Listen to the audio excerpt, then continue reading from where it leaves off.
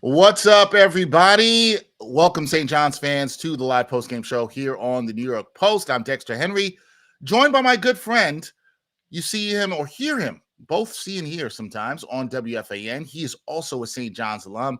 His name is Gordon Damer, joins me here now. Gordon, what's going on, man? How you doing? Dexter, wish I was joining you under better circumstances, but good to see you, my man. I know, man. I wish it was better. I was hoping for the win. I think a lot of us here and folks in the chat will agree we can't stand Duke. We don't need to see Duke anymore. But St. John's comes up short 75-80 in this one. And I think this is one where we'll look at this game, Gordon, but we will also remember this run for St. John's. When you look at this game first, in which the Johnnies lose here, disappointing fashion here in the Sweet 16 with a chance to go to the Elite Eight, what do you think went wrong for them in this game, particularly in the second half and late in the second half? Well, look, it was a heavyweight fight, man. It felt like one of those Rocky movies where every time it seemed like St. John's was against the ropes, they answered. And really at the start of that second half, I'll be honest, even as an alum, I was questioning whether or not they were going to be able to pull this off. It felt like they kind of had to play a perfect game to be able to do so. But when they had that run to start the second half, I'm like, oh my God, it's happening. They're gonna be able to pull this off. I just think that Duke was able to kind of put the clamps down defensively a little bit better than St. John's was. Maybe St. John's was a little gassed near the end. I don't like some of the possessions they had really like that last 2 minutes or so.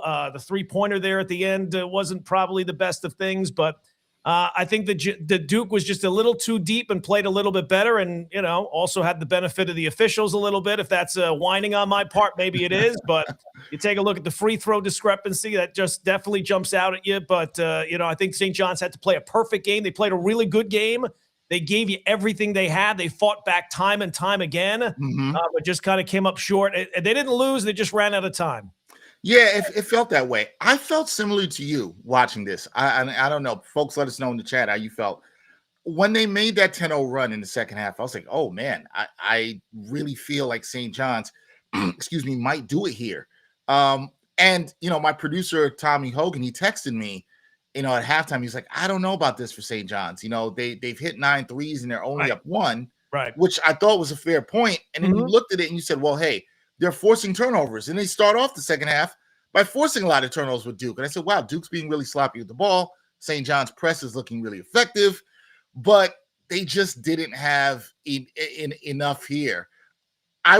This guy I do want to highlight, because St. John's would not have been in this game. They would not have been leading in the half without this man. That's Ruben Prey.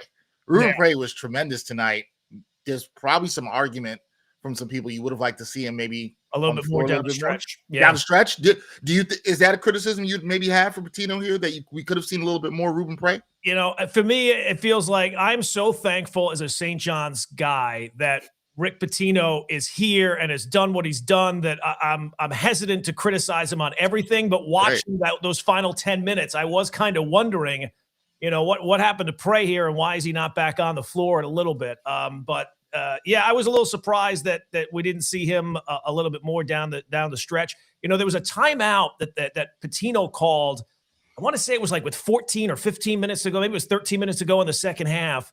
And from that point on, something clicked with Duke defensively where they just kicked it up a notch. And St. John's was holding their own, and they were fighting back each and every time. But it just felt like that Duke just had that extra gear tonight, and St. John's was not able to match that overall. So, it's hard for me to right now. I'm focused on the loss, right? Like the season's over and the fun's over, right? Like this was so much fun to be back in this position, even after last year. Last year, the way that the season ended was just such a crushing disappointment because he thought that you had more in you last year and getting knocked out in the second round. This year, it really felt like it was right there for the taking.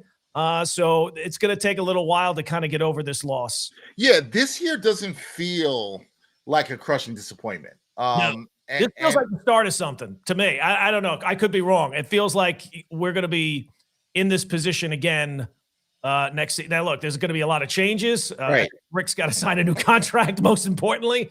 But to me, this does not feel like it's the end of the season. It's the end of the run. But I don't feel like as long as Rick is there and the resources are there for him from Mike Rapoli and all that. I think that St. John's is not. This is not the last you're going to hear from them.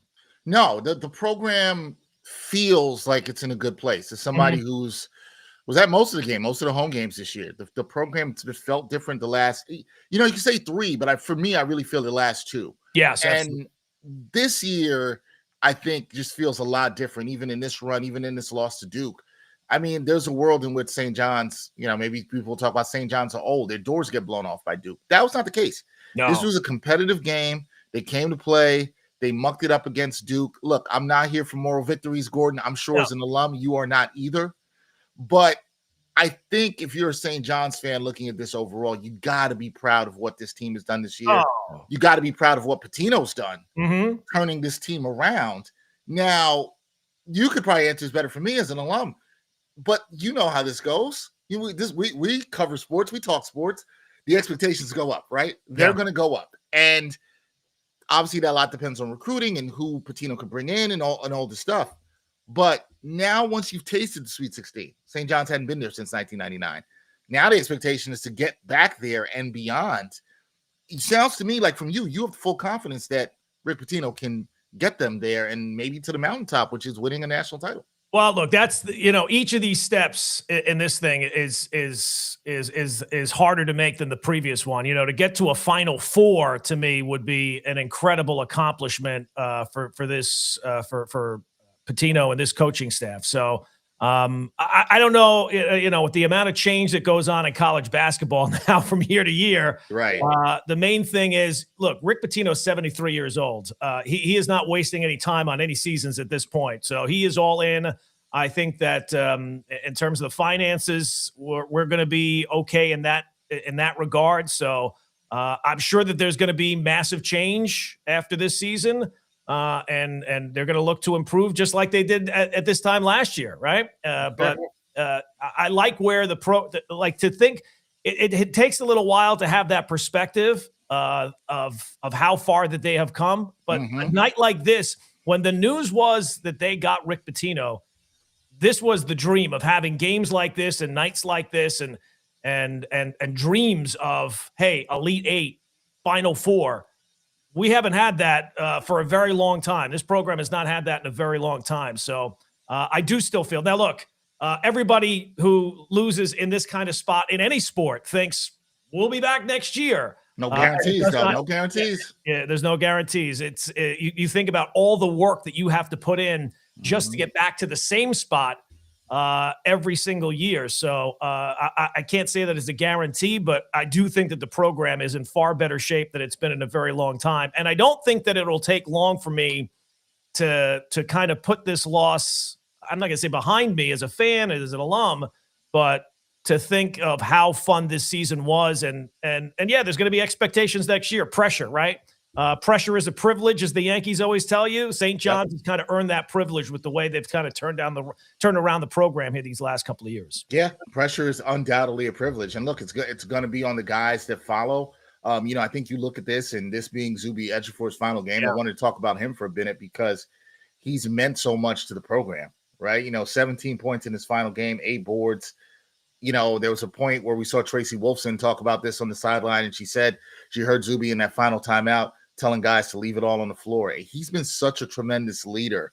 I asked Anthony Gallo when I had him on with me the previous 2 post games, Gordon, about this, but where does he rank among St. John's players and leaders? I'm not saying he's a Mark Jackson or Chris Mullin, right? I'm not, or even a Walter Berry, right? I'm not saying that. But this guy in the last couple of years is just a leader on this team, has been great. Where are you on him where does he rank among St. John's players? And do you think he's somebody whose jersey should be retired? Oh, should his jersey? Well, look, I'll say this, I'm an old head.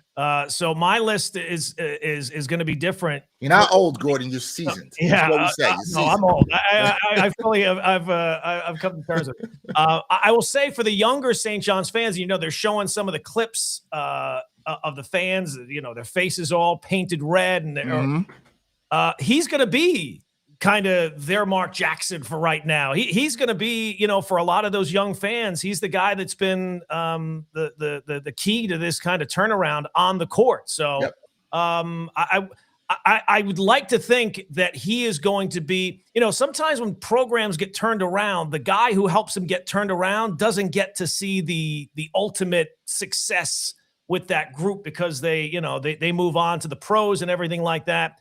I'm hoping that that's going to be the case for Zubie Edfor, that you're going to kind of look back and he's going to be the first guy that kind of got this turned around. And yeah, look, if they decide to, I don't know where he ranks all time and all that type of stuff, but if they decided to retire his number, even with the furthest they got was, a Sweet 16, and then they didn't get to the Elite Eight. He was the first guy to kind of get this thing turned around. So he's always going to have a special place in people's hearts that are St. John's fans because, they've been starving. They've been starving for, 2 decades to, like you take a look at the Knicks and how Jalen Brunson is received by Knick fans. Maybe the goals there are a little bit higher, right? The expectation there is higher than maybe St. John's. But yeah, it's going to be the same kind of thing. He's going to have a special place in St. John's fans' hearts, like Jalen Brunson has in Knick fans' hearts, because he's the guy who came in here and got this thing kind of squared away on the court. And to see him hit that 3, that final shot, I think that he took, that kind of kicked up the flame a little bit, hoping that they might be able to pull this one out. You just kind of feel for him, but he did definitely follow his advice of leaving everything out of the court. He absolutely did that. He did. I personally would have no problem if they retired his number. I'm very strict on retired numbers, but in this era of what he's meant, as you said, to the St. John's program, I personally don't have a problem with it because this program has been so starved for so long. And I think it would be, I think inside Carnesecca, it should be a reflection of history up there. And you can't tell the history of this era of St. John's basketball without talking about Zubie Edfor. We have a comment here, and we said amazing how they turned the season around after they lost to Providence at the Garden. Never thought they would get this far. I will miss Zubie. This from JJ M. Moom 52, who says this. I agree. That Providence loss coming off of the non-conference play, that was not that inspiring for St. John's this year. To see what this team then did, winning this stretch of games where, they lose to Providence, they lose to UConn, the 30-point beatdown in Hartford, Gordon, but they just were so never say die. You hear that from a lot of teams. But even this team today, when they got down, Zubie hits that 3 at the end. They make the run at the end of the first half. This team was always battling. I think that's what I'll remember the most about the St. John's team when I think about this season. In my coverage of them, it'll be that this team truly typified their coach. They embodied what their coach was about, and they never gave up. There was never a game you felt like they were out of.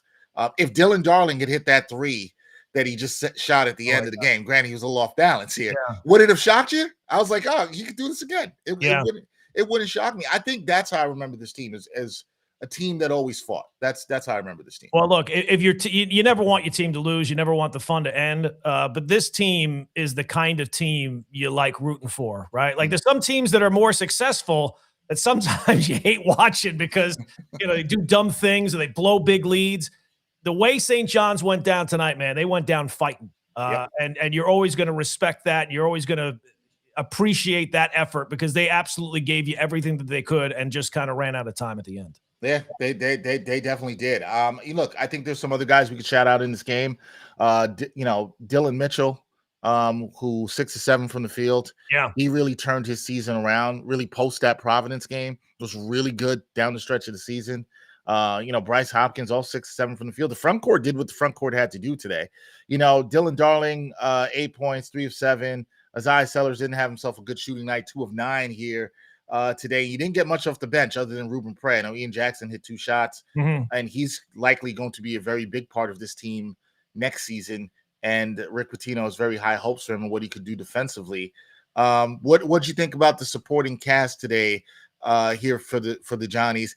I feel like, we're at this end of the season, Gordon, it's hard to look at a player and say this person didn't do enough or that person didn't do enough when we're looking at this. But listen, the compete level was there for me.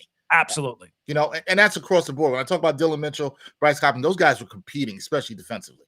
Yeah, and for St. John's for so long, as someone who's followed the program from afar, it's always kind of felt like anytime you were able to get any kind of enthusiasm or things were starting to feel good, it was always two steps back. You know what I mean? Like, so this did not feel like that. This felt like they left. This is an effort you can be proud of, even though it does end the season. So, and I would think that even though they are, Rick Pitino, 73 years old, it's not something that you can have a 5-year plan maybe at this point. It does feel like they have a program. So, like, this is not going to be just one and done. Some of these guys that you see here, you're talking about Jackson or Ruben Prey, they're going to be bigger factors in the coming years. So it feels like, and also with the amount of transfers that go on, I have confidence, like in any sport, and at this point, college basketball is basically like professional sports. You want people in charge of your program, of your team, of your organization, that you have trust in their judgment. And I have trust in Rick Pitino for sure, who he did nothing in this tournament to hurt his argument for maybe the greatest college coach of all time. I mean, to think that he's now been able to do this in 4 different stops and be the only guy. I know they vacated the Louisville title, the only guy who's ever won 2 national titles at 2 different schools. So I trust in Rick Pitino. I trust in the program, and that's something that I don't think St. John's fans could say really before Rick Pitino arrived. I love something you said there, Gordon, which is it feels like a program now, right? When you say that, it's something that feels different than, hey, we've just done this. This is a quick flash in the pan over the last 3 years, particularly the last 2. This is real. This is something sustainable that this team can have here. And you're right. We'll see what they do in the transfer portal. We'll see. But I think part of the reason you feel this is a program, and I don't want to put words in your mouth as an alum, but guys will want to play here. Ian Jackson said this after the win over Kansas. He talked about being a Bronx kid. And I watched Ian Jackson play in high school at Cardinal Hayes. So I saw a little bit of him there and, called some of his games and stuff. This guy's a Bronx kid who stayed there. He made a great point. Years ago, kids didn't want to go to St. John's. New York kids. I kind of made my bones covering a lot of New York City high school basketball. Kids were like, St. John's was like, right. Maybe we'll go. Is that part of your factor when you look at this as really being a program that you think local kids, and let's not even just put it to kids locally, kids across the country maybe want to come and play in New York City, going to say, hey, I want to go play for St. John's. That's part of making it a real true program again. Yeah. And look, they were just on national television playing Duke down to the wire. That's like an advertisement for St. John's. So look, I mean, I know that there's financial ramifications to this now that are out in the open, that's going to be a factor as well. And kids are going to want to go where it makes the best financial sense for them. But to have somebody like Rick Pitino, he's not just a great all-time coach, he's a great coach right now. Like sometimes you and I will say, well, no, this guy was such a great coach 10 years ago. Rick Pitino is a great coach right now. Right now. So, the fact that I have faith in the program as long as Rick Pitino is the guy leading it. Let's put it that way. In God I trust, and in Rick Pitino I trust at this point. Yeah, no, but I get it for the St. John's alum, and when you see how different it is at Carter Second, particularly the Garden, just somebody who's, and I felt it this year felt different at the Garden, even as opposed to last year. This year just felt different. The energy from the fans. I have some friends who are St. John's alums. I'll see them at the games. I'll talk to them. This year just felt different, Gordon. There's that energy you talked about. Like we expect to win. We know that we have a program here. We know what's building here. And I think you're right. I think kids are still going to trust in Rick Pitino.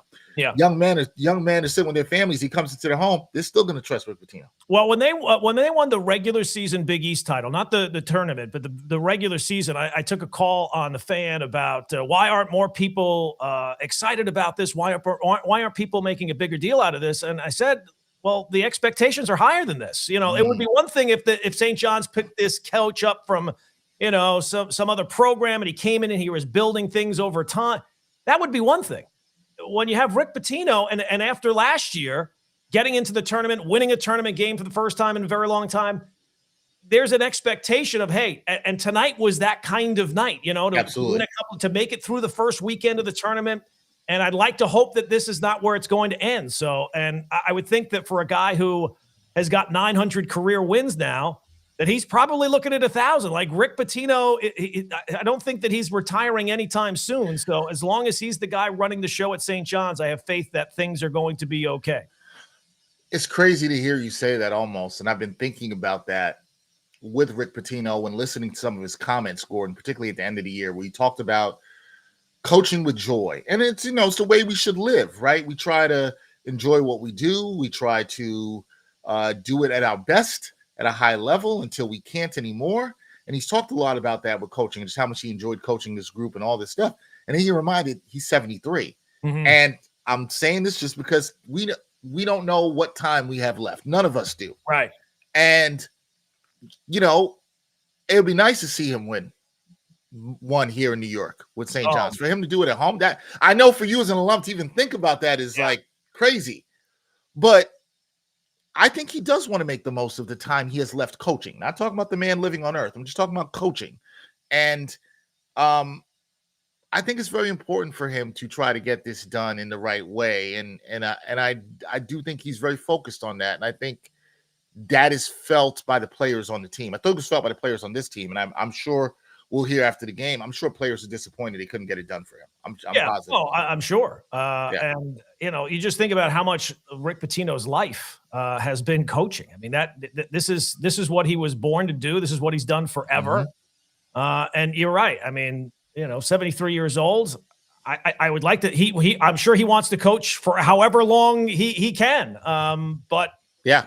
How long is that? So, this is not something that he wants to go quietly into that good night. He wants to put together and think about where he's come from in, since the whole thing at Louisville and then going to Greece and then, in exile basically, mm-hmm.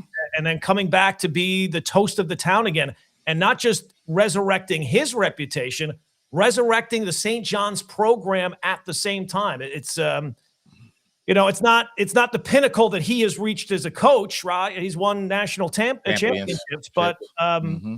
In some ways, this might be, to win at Kentucky, that's expected, right? Anybody who goes to Kentucky is expected to win. To take a program like this and to be able to do this at multiple stops, to do it at Providence and get them to a Final Four, and then Kentucky and Louisville, to be able to do all of this.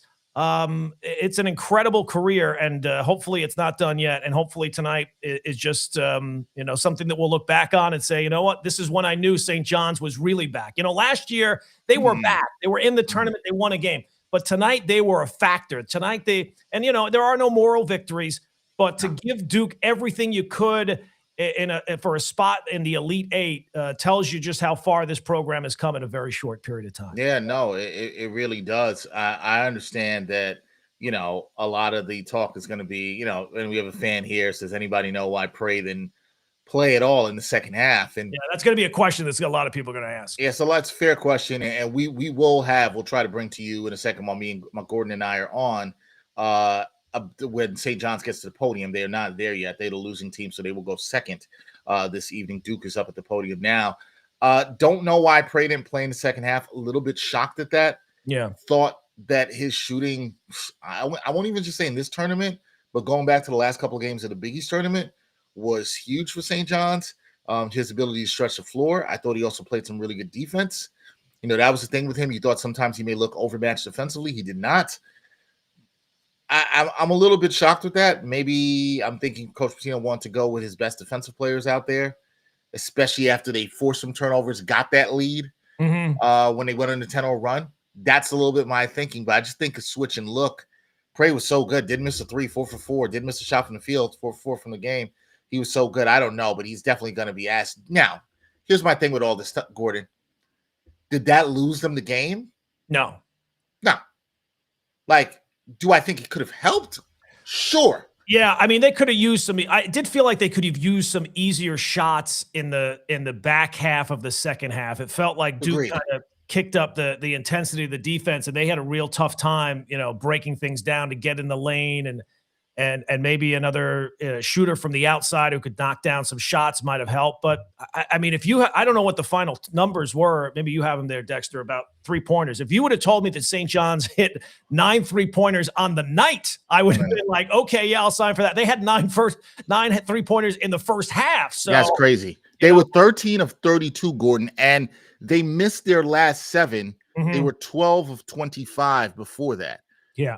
If you know, at you one told me point they were 12 or 25 in the game, I would have thought the St. John's won the game. Win. Fair. That's and the other stat I think, you know, folks could look at, St. John's took care of the ball, only 6 turnovers. Now they didn't double them up the way they did Kansas, but 9 turnovers in this one they forced 9 Duke turnovers. It kind of felt like more at times because Duke was so helter-skelter with the ball. It did seem that way, yeah. Duke shot 5 of 14 from 3. Mm-hmm. So if you would have told me St. John's hit 13, I'm with you on this, Gordon. Yeah. And Duke only hit 5. Yeah. But shout out to my producer, Tommy Hogan. He's right. When they hit 9 at the half and they only have 1, you're like, not feel as good. Yeah, not the best. But you know, to come out in that second half and put the performance that they did, you know, I'm a skeptic. You know, as I said, I'm old. You know what I mean? Like I've seen everything. I'm a doubter. I'm a doubter by nature. I'm a contrarian. But even the old head me, that I was saying, it's happening. This is how it looks. You know, but see, I believe like you. I believe like you, Gordon. When I saw the 10-0 run, I was like, I was like, you know what? I still felt Duke would make a run. I want to be very clear. Absolutely. I didn't think they were going to blow them out or anything like that. No. I thought this is how it happens, man. This is what it looks like. We're going. We're going. I thought it was going to. I said Duke will make their run, then they will bounce back. Look, and we have to give Duke credit. Yeah. Duke's the number 1 overall seed. I don't want to. Let's give the refs credit. Let's give the refs credit. Every single reviews for flagrant ones, and I mean, come on, it's unbelievable. My entire life, Duke is there ever a game Duke doesn't get the call? I mean, geez. Gordon, I don't know this about you, but if you hate Duke as much as I do, then that is good. Our whole lives, and we're maybe older than some people in the audience, but our whole lives, you're right. We've seen Duke just get call after call after call after call. I mean, can we sign up that in the portal? Is there somewhere in the portal we can get the refs?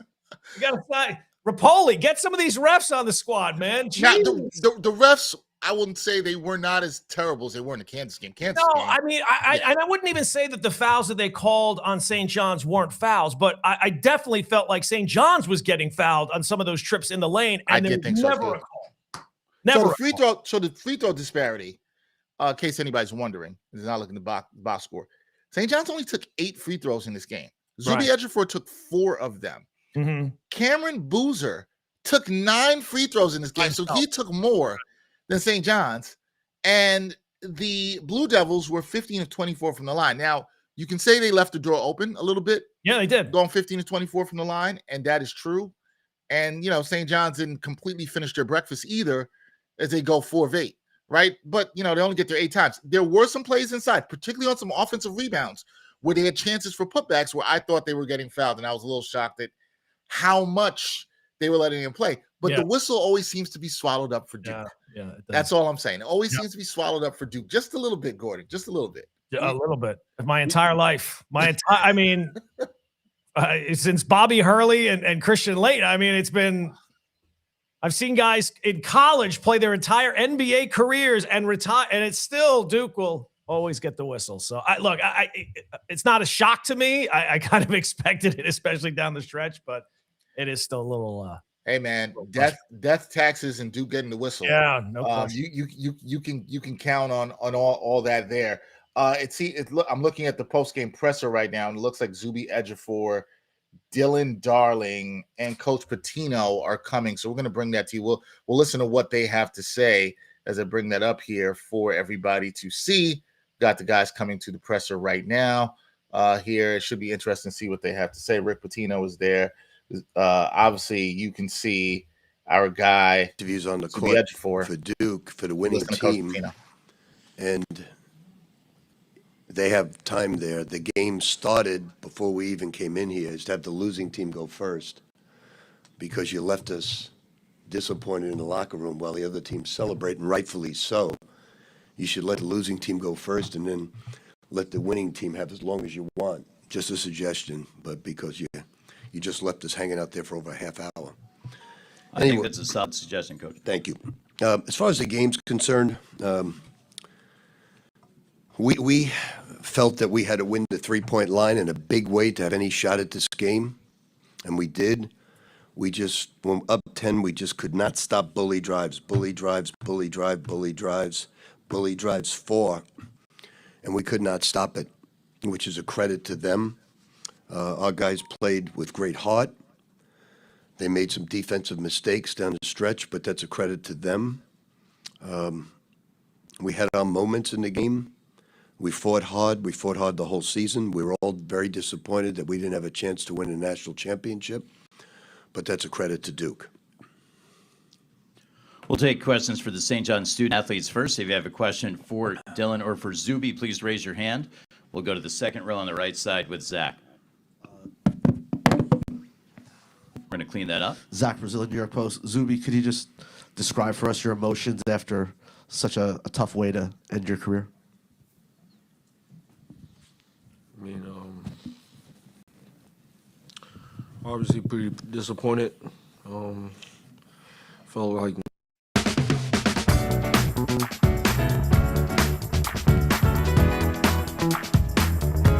little mistakes here and there, you know, with our coverages, and they were able to exploit us with some mismatches and stuff like that. So it's obviously disappointed.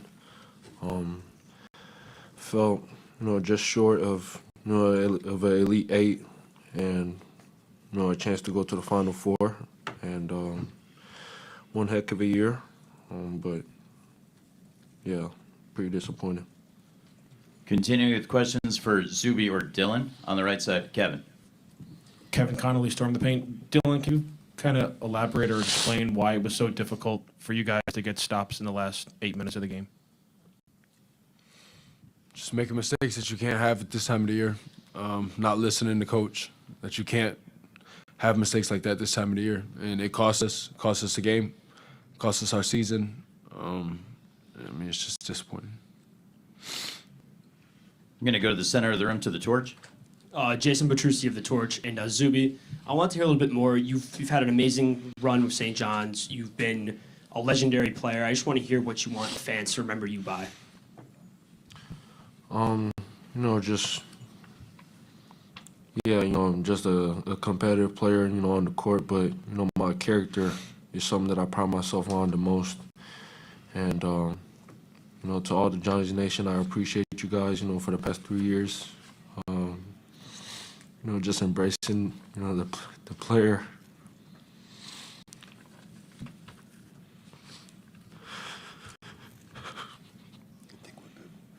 We'll head to the next question up front on the right side. Roger. Dylan, you're talking about some mistakes about like getting the stops late in the game.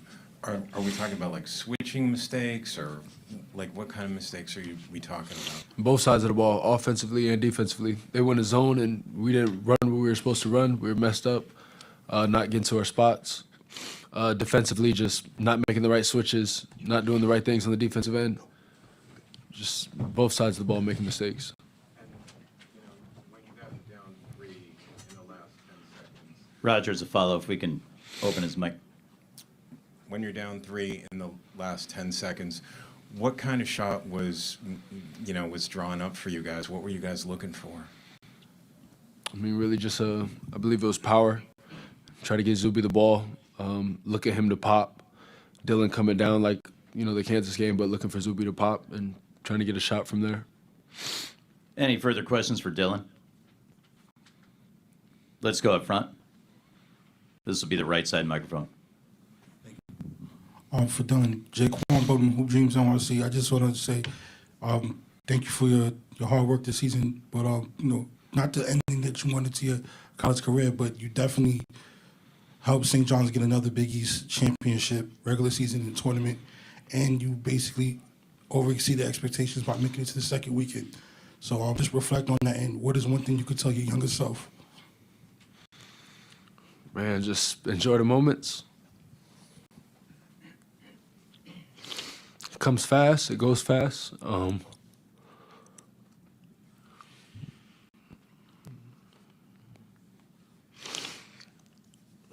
tough.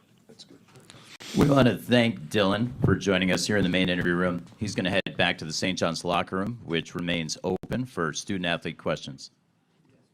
First question for Coach Pitino. Raise your hand. We'll go to the second row. Zach.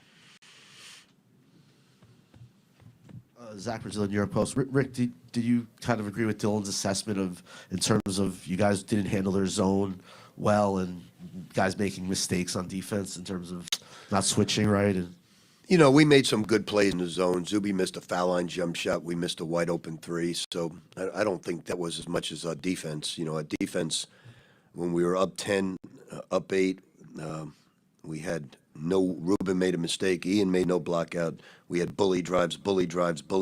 So it was our defense that broke down, but just, it wasn't so much not being at the right place. We just got bullied to the basket, and they do that to a lot of teams. That's why they're the number 1 ranked team in the country. We couldn't defend the bully drives. To the center of the room, Ian. Ian O'Connor with The Athletic. Rick, John Shire just said that Caleb Foster had no business playing in this game.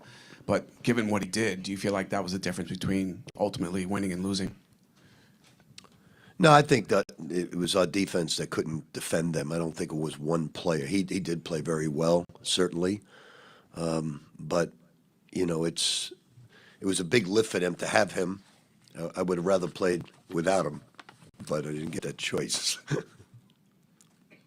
Center of the room in the back. Let's get him that microphone on the left. Hi, Noah Zimmerman with the Queen's Ledger. Rick, obviously Duke did a great job on the boards. Did you think that your spacing and with the amount of three-pointers you were putting up, that had any impact on how few rebounds you were able to pull down today? No, it was.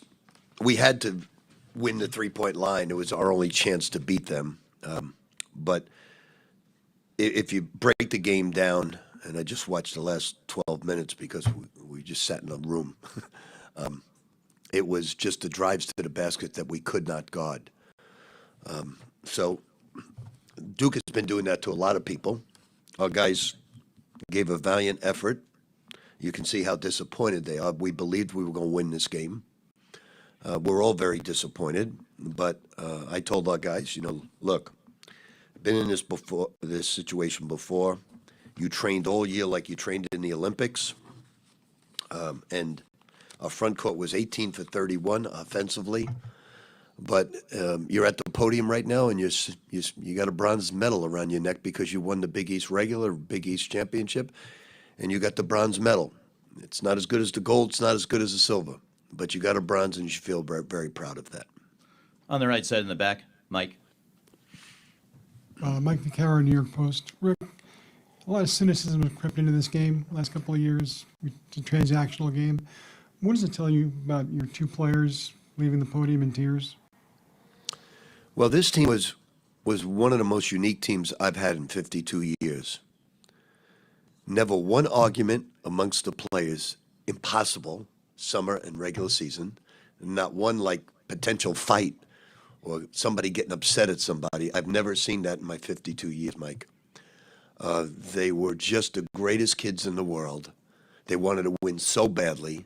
They were willing to do anything to try and win. And I'll never have a team like this again with that type of attitude. I may have some good teams, but never, ever again with this type of attitude and just incredible people. And my heart breaks for them right now. Coach, we'll wrap things up with Roger and then Zach. Up front. Thank you, Josh. Rick, we haven't really heard you talk about plays by name until the Kansas game when you talked about calling power. The way that you wanted it to be executed, what would you have wanted it to look like? Well, we were trying to set a screen, a high screen, and get them to help. They would probably leave Zubie alone. And if we didn't have that, we wanted to go down the lane and find the corners. We did not necessarily want that shot, but that's okay. He had a slight opening, and he had the gumption to take it. So that's not the reason. I never look at offense as a reason you lose. Obviously, they weren't going to give us a 3. I always look at defense, and we couldn't guard them to the basket. And that's the reason we lost the game. Simple as that. We made our mistakes. It's no one's fault. They all tried their tails off to win this game. Very proud of them. Each and every one of them very proud of. So it wasn't that he didn't run the play correctly. It's just that he missed the shot. And we'll wrap things up with Zach. Zach Brazil, New York Post. Rick, you have the number one team down 10, and to not finish it off, how hard is this one going to be to get over, especially considering, you know. Like I just explained to you, down 10, bully drive, bully drive, bully drive. I guess what I'm saying, not how they came back, but like with the guys you have, who this was their last game, how hard is this one going to be? It's hard, but I'd like to believe that Duke has come back many times, and they're a great basketball team. We could not defend them. That's why up 10 didn't last. We could not defend them, but we played a great first half. We answered the bell on every punch. And in the second half, we just could not guard certain things that they ran to the basket. If we could have, if we were a little bit more bigger and more physical there, probably could have made a difference, but we did not. There's no regrets about that. Just great feelings for the team. You can see how much it hurt them. They certainly will not play again together, and that's the difficulty about a new team potentially. So we'll all take some time off and just look back. I think each and every day, as we have in the past, with great pride in what they did, the fight that they had, the people they were, and then we all take some time off because it's much needed. Thank you all for the support. Coach, congrats on the championship. All right, we hear from Rick Pitino there and company. And Gordon, I think what stands out to me from watching that, and I'm glad we got to watch the entire presser from this team, was Zubie Edfor. Yeah. This is why we love sports, and this is why so much of sports is a microcosm of life, I will say. And when you see that emotion from that young man, for one, he came into the press conference still not taking his jersey off. That was all I needed to know. And then you see the look in his eyes and the tears, and he couldn't even sit anymore at the press conference after the second question that he took. That tells you a guy who was a leader, who loved wearing the St. John's jersey, what it's meant for him. I actually think he's going to be a solid pro. I've said this many times. I think he's actually going to be a solid pro. And somebody who drafts him is going to love to have him on his team. But you saw the emotion also from Dillon Mitchell after Zubie Edfor left the podium. Even Rick Pitino coming out there, and you could tell he's annoyed immediately. And he's right. I got to say he's right. The losing team should not have to wait that long. No. Completely agree with him. And that's usually not how it goes. They changed it around the NCAA tournament. That's not how it goes. But he's right. You could tell this loss, everybody in that locker room cared. You could tell. And I think it was a great question by, I think it was Mike Vaccaro of the Post who asked it about, this idea that we think of college basketball as being transactional now because of the portal and NIL and all that type of stuff. But to see these guys in tears after a hard fought loss, you think if it's just about the money, they'd already be moving on. It would not be nearly that emotional, but you can see what it meant to Zubie, and I'm sure for the players, like this is the end. And as Pitino said, this is the last time these guys are ever going to play together.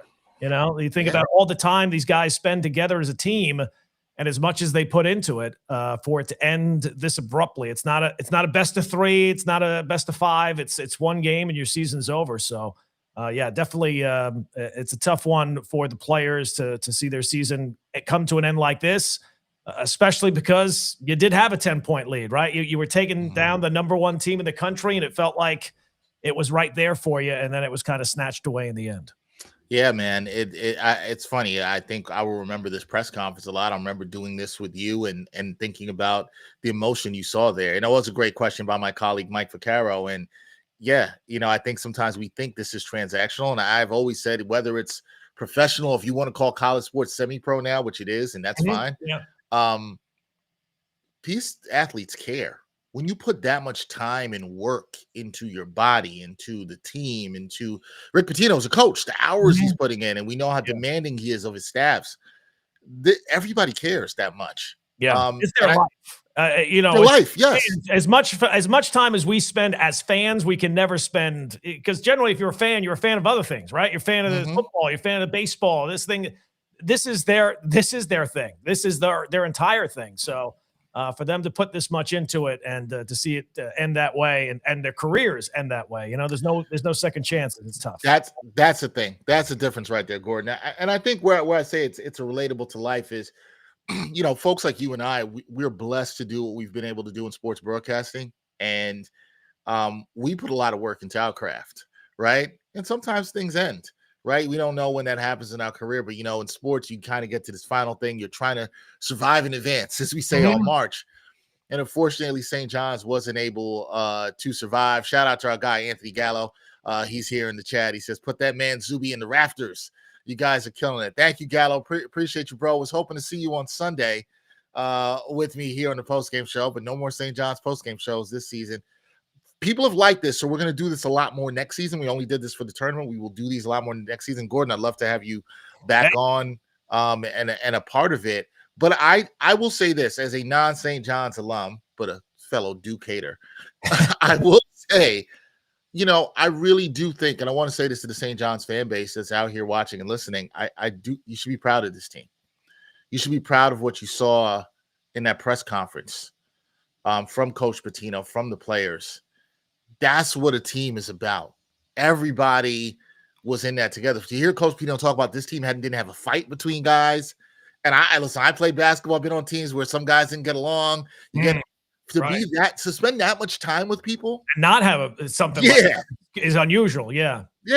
That's insane, right?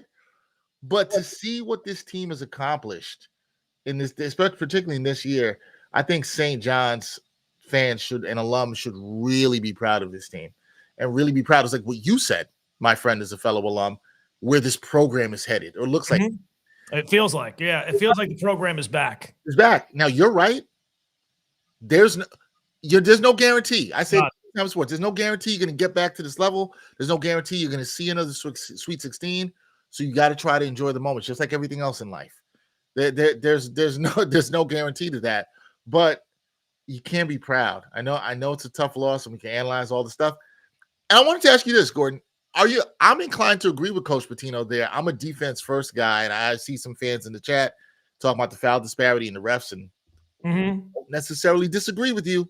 And we know how we've talked about how Duke can get that whistle. But I agree with Coach Pitino in the fact that, most times when it comes to loss, it comes down to defense. He just didn't get enough stops. He talked about he couldn't stop their bully drives. We saw Caleb Foster, power his way into the paint, and you got to give that young man credit coming back. He, off of the fractured foot. They defense is what cost them at the end of the day. They had the 10-point lead. They didn't get enough stops. I mean, look, at the end of the day, you can go 1,000 different ways when you lose, right? Like you're right. The defense was the reason, but they also couldn't hit a shot really. They couldn't hit a three down the stretch of the second half, and they were great at that for the most part. And Pitino said the way we were going to win this game is we had to have a huge discrepancy in that area. And they did have a huge discrepancy in that area, but that fell off the map in the final, 5 minutes or so. Credit Duke for making St. John's miss those shots, but look, you can pick it all apart. At the end of the day, they did lose. It's back to the drawing board, and the one saving grace is that you went down swinging, you went down fighting, you didn't go out getting bum rushed by the number one team. I think you proved that the 5 seed, you were better than a 5 seed. You should have been seeded higher this year, even with a region that was, the region of death, kind of speak. You belonged with the best team in that region in the number 1 seed in Duke. And as long as you have Rick Pitino, you got a chance. So it's the end for now. But I don't think it's going to be another 20 years before we're talking about St. John's and March Madness and making a run in the tournament again. I hope not. I was in high school the last time St. John's made it to the Sweet 16. I won't ask where you were, Gordon. I'm not going to. No, don't do it. More don't season. do it. I'm not going to do it. Yeah. I'm not going to ask you. I'm not going to ask you that. A lot of chatter in the chat about Ruben Prey not playing. This is from Jay Boogie. I was surprised there wasn't a question about that in the press. I was too. I was too. I think it's because the season was such a positive overall. You don't want to put that on.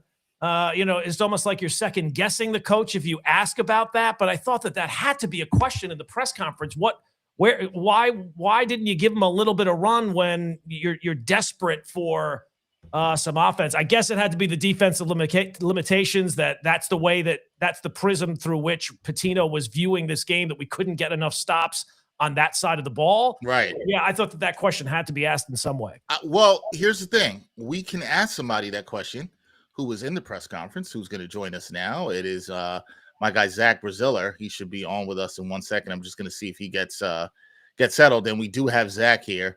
I'm going to bring Zach in. Zach, what's going on, man? How you doing? Hey, what's up, guys? I'm good. We were just talking about the press conference. Nobody asked why Ruben Prey didn't get much burn in the second half. I know it was a different kind of press conference, kind of somber, but did you think Ruben Prey should have got more burn in the second half of this game? Look, I mean, yeah, I understand some of the questions about it, but Ruben has never been a guy who's played key minutes. Right. Like, if you look down the stretch, like, they weren't going to take out Mitchell or Hopkins. They wanted two guards in there. I can't, like, people are acting like Ruben Prey, kind of trying to make the comparison to RJ Lewis. It's just so different. You can't like, they went with the guys that got him there. And in the end, the backcourt is kind of what let them down. What was Gordon and I were here looking at the presser, and you saw the emotion from Zubie. You saw it from also Rick Pitino, Dylan Mitchell. You've been around this team. You and I have been doing videos on this team all season. Right. What did you take away from that emotion that we saw in the presser, and just how unified this St. John's team was, and how difficult this loss is going to be for them? Yeah, look, they came such a long way from 9-5 on January 3rd, and they thought they were going to win today. They had Duke down and they couldn't finish. And, obviously they got a bad draw, a bad seed, all that stuff, but they thought they were going to win. And they didn't. And it's tough when you come so close against, a great team, and they just couldn't finish. And it's, it kind of ends suddenly. You go at this, they're at this for so long, and it ends suddenly. And, they expected to have a game on Sunday. Now they won't. Now they won't. Gordon, you got anything for Zach? Yeah, Zach, last year when they got knocked out, it was so clear, they just couldn't hit a shot. They had to add more shooting in the offseason and whatnot. What do you think is the takeaway? Is there a takeaway from this loss that makes them look forward to next year and what they have to add? I mean, look, we knew all year that they were short in the backcourt, and today that kind of bit them. But look, they pushed the overall number one seed to the brink. They needed 18 minutes for a guy who broke his foot less than 3 weeks ago. Look, they wouldn't have won without Foster. Look, they're going to be built very differently next year. Next year, there's no doubt they're going to have more of a high-powered backcourt. And look, I don't want to put it on one guy, but I mean, the guards just they didn't make the plays they St. John's needed. They couldn't stop the Duke drives, and that's really what killed them. How last thing, Zach, because I know you got to go right. We talked last week. We talked after the Big East tournament about how good of a season this has been, and anything from them getting here was gravy. And they fall short here. But can you put this St. John's season in perspective for the fans and the alums out there? It was a great year. Think about it: 18-2 in the league, Sweet 16, Big East titles. You obviously would have loved to win. You would have loved to win today. You had number one down 10, and now it ends. But they're going to be back. They're going to be back. They're going to be very different next year. I think they have some good pieces to build around. But yeah, it's obviously a very emotional locker room, and understandably so. Zach, I appreciate the time, brother. I will see you soon when you get back to New York. Okay. All right, man. Talk to you later. Take care, man. All right, that is Zach Braziller, our great beat reporter here for the New York Post, doing a great job covering the Johnnies all season. Also my co-host on Eye of the Storm as well. So salute to Zach out there. He's got to go write a bunch of great articles and columns on here.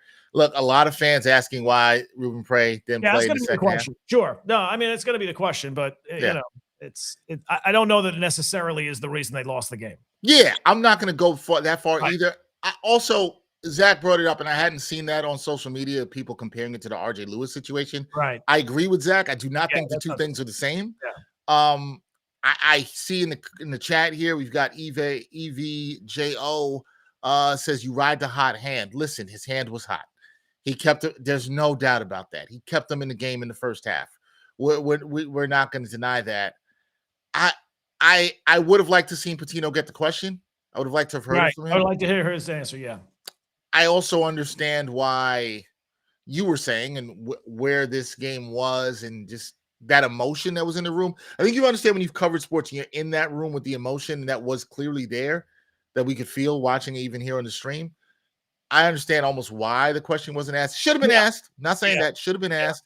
You have to phrase it in a very specific way. Right. You have to say, hey, where was why did you play Ruben Prey? What the hell are you doing, Pitino? Right. Right.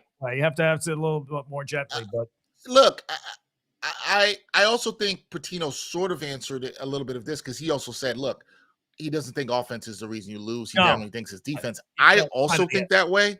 I generally also think that way. So, you know, it is what it is. It is what it is. Listen, this is a good Duke team. The margins are this slim that we're talking about. Now, are some of the margins maybe the free throw disparity in this game? Sure. Yeah. Sure. It's a lot easier to play that bully ball when you know you're going to get a call on that end as well. Yeah, we can say that. Now, can you also, you talked about the fact of they just didn't make the shots down the stretch. And I also think that is a factor here. And look, 1 for 8 on their last attempts from three, right? Zubie hit the 1-3. They were 12 of 25 before that. So, you know, 12 of 24 before that, excuse me. They missed their last 8. So 1 for their last 8. Look, sometimes it comes down to making shots. Sometimes, and it comes to getting stops. That's the other half of the game. Because if you get the stops, maybe you don't have to make as many shots. But I think overall, you can be proud of this team.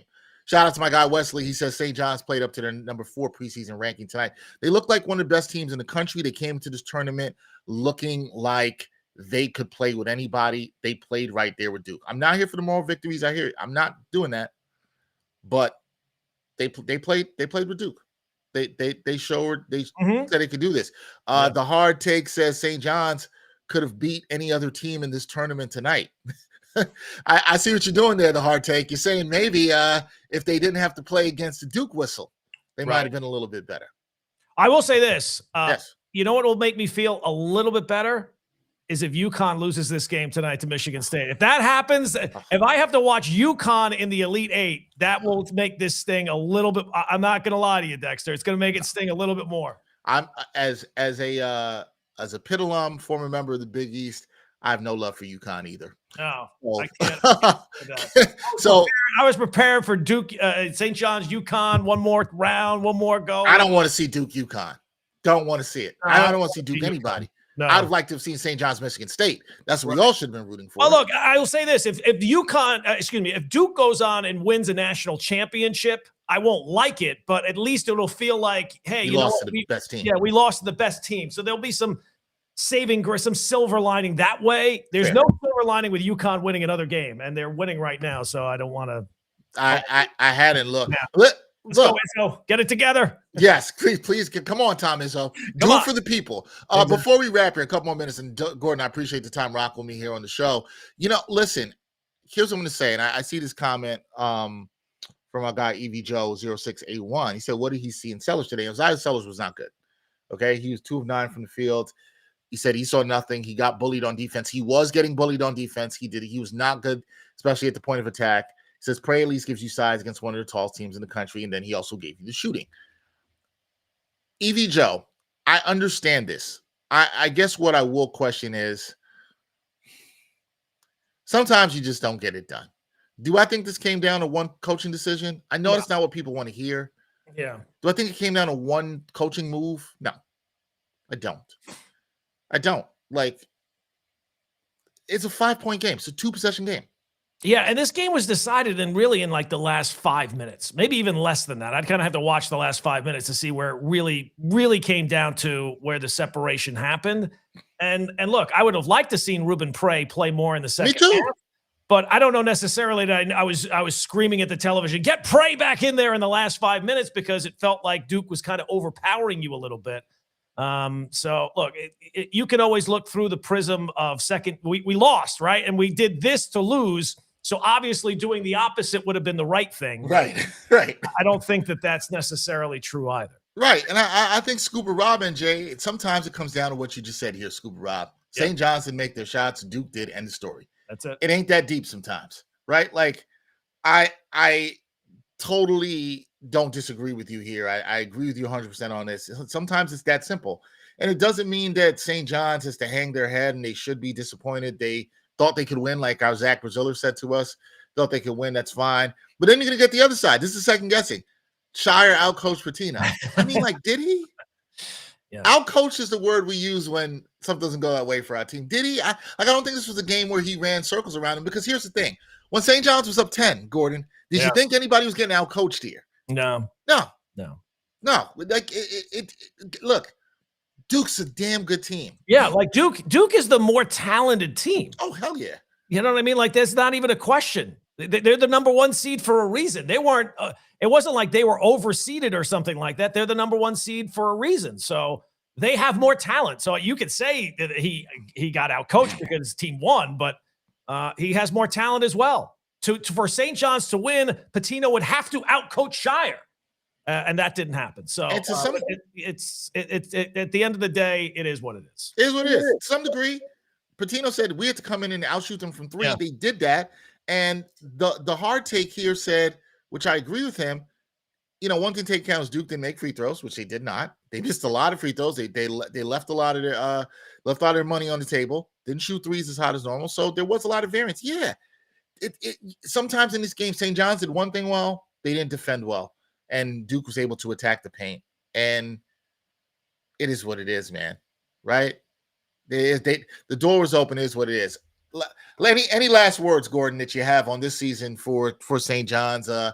As the alum, I'll leave you with the last words on St. John's. Yeah, well, look, it's a disappointing way for it to end. It's always sad when it ends, right? Because you just want the fun to continue. But it was an amazing season, and I would think that for St. John's fans, you realize that while the season is over, it's not the end of the road for this program. This program has been resurrected thanks to Rick Pitino, and this is a blip. This is a hard one to take in the moment because there was opportunities there, and you could see the opening. And as I said, I even was believing when they were up 10 in the second half. But this is going to be a tough one to take for a little while.